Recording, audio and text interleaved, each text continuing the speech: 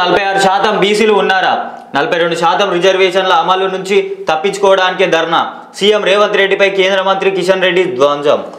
అయితే రేవంత్ రెడ్డి ఏదోటి చేసిండు, మనకు షేరాకనో ఏదోటి చేసిండు అనుకుందాం.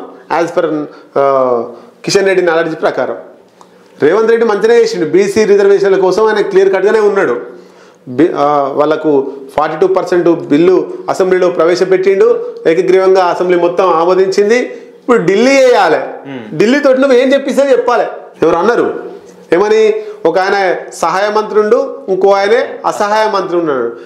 కిషన్ రెడ్డి అసహాయ మంత్రిగానే ఉన్నట్టు కనిపిస్తుంది మనకు. 42% మీద తెలంగాణ అసెంబ్లీలో మీ బీజేపీ వాళ్ళు కూడా మద్దతు తెలిపారు.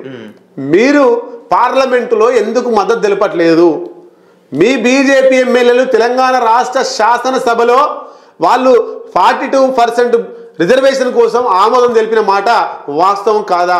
ఆ మాట వాస్తవం అయితే పార్లమెంటులో ఎట్లయితే అసెంబ్లీలో ఎట్లయితే తీర్మానం పెట్టిరో పార్లమెంటులో కిషన్ రెడ్డి 42% బిల్లును రిజర్వేషన్ కావాలని కిషన్ రెడ్డి దాంట్లో పార్లమెంట్లో పెట్టాల్సిన అవసరం ఉన్నది.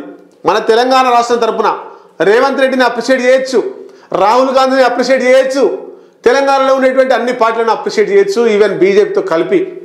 కానీ పార్లమెంటులో ఎవరో ఒకరు ఆ బిల్లును ప్రవేశపెట్టాలి.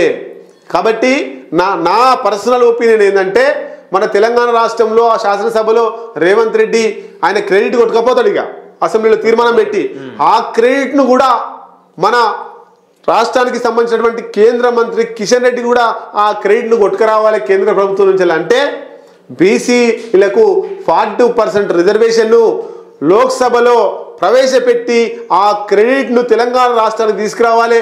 ఆ క్రెడిట్ను కిషన్ రెడ్డి తీసుకొచ్చుకోవాలని నా కోరిక. చాలా బలంగా ఉంది కోరిక. అట్లయితే బీసీలు మళ్ళీ బీజేపీ వైపు చూస్తారు.